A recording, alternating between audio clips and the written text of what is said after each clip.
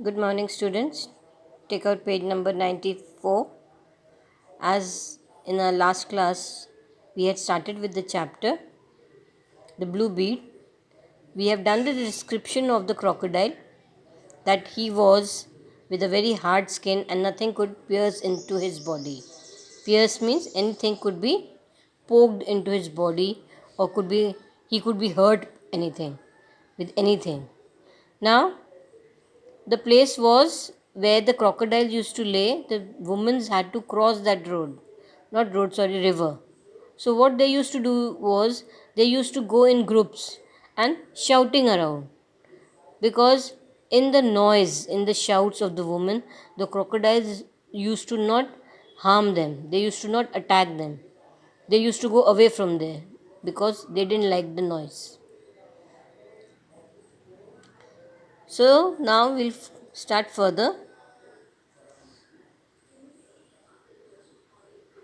Uh, Now, in the place where the crocodile was there, it was not a gem, though it was a sand worn glass that had been rolling about in the river for a long time. By chance, it was perforated right through the neck of a bottle, perhaps a blue bead. Now, it was a glass where perforated means where it was in the sun, in the water, and it turned into a shining blue bead. It was a bottle of a neck of the bottle which was there in the river, and perforated means it started changing itself with the sun heat, with the water, with the weather, and it turned into a blue bead.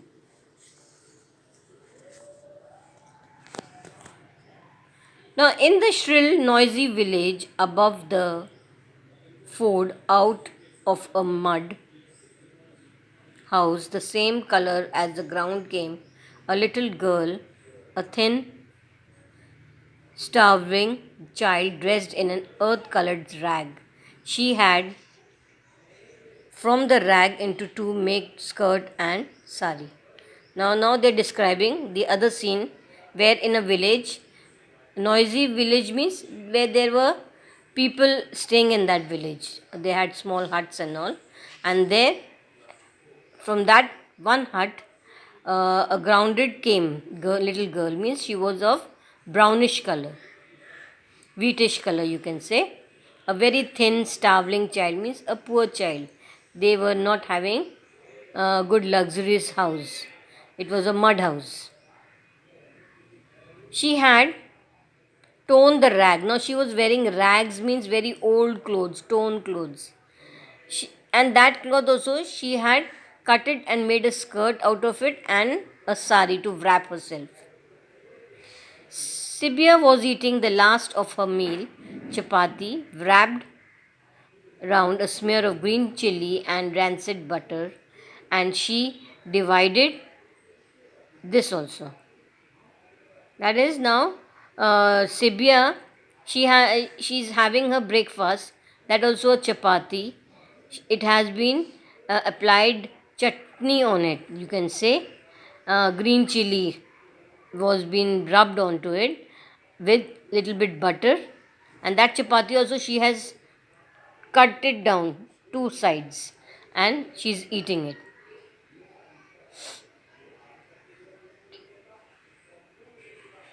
To make it seem more and bit it, showing straight white teeth.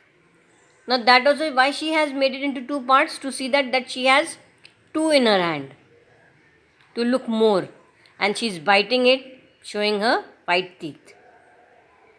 With her ebony hair and great eyes and her skin of oiled brown cream, she was a happy immature child woman about 12 years old. Now she's a 12 years old child.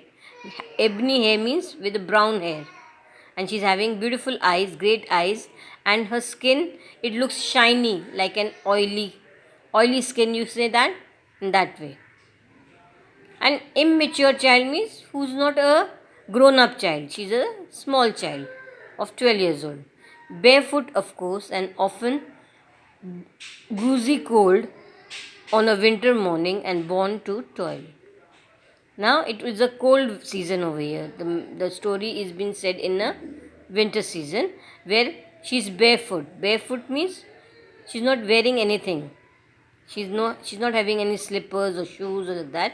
And born to toil means to move around. Like she couldn't sit in one place every time moving here and there.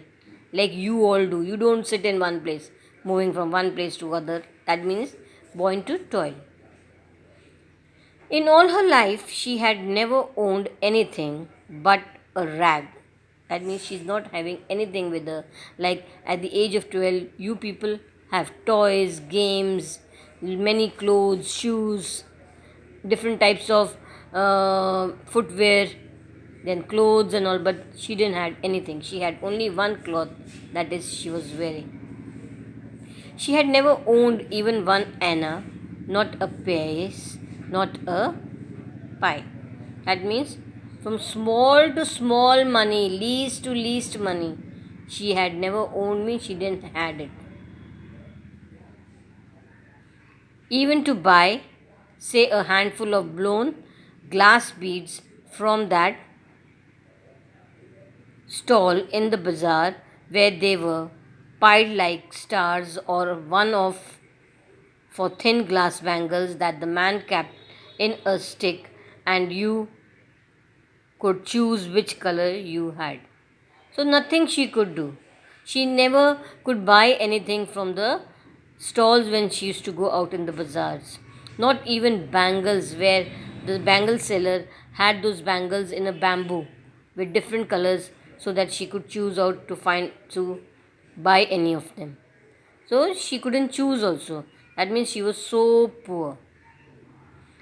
She knew what finery was, though she had been with her parents and brothers all through the jungle to the little town at the railhead where there was this bazaar. She had gone to the bazaar many times with her parents, her brothers on the other side. That is, they had to cross the rail side through the jungle, they had to walk through the jungle and then go to that bazaar.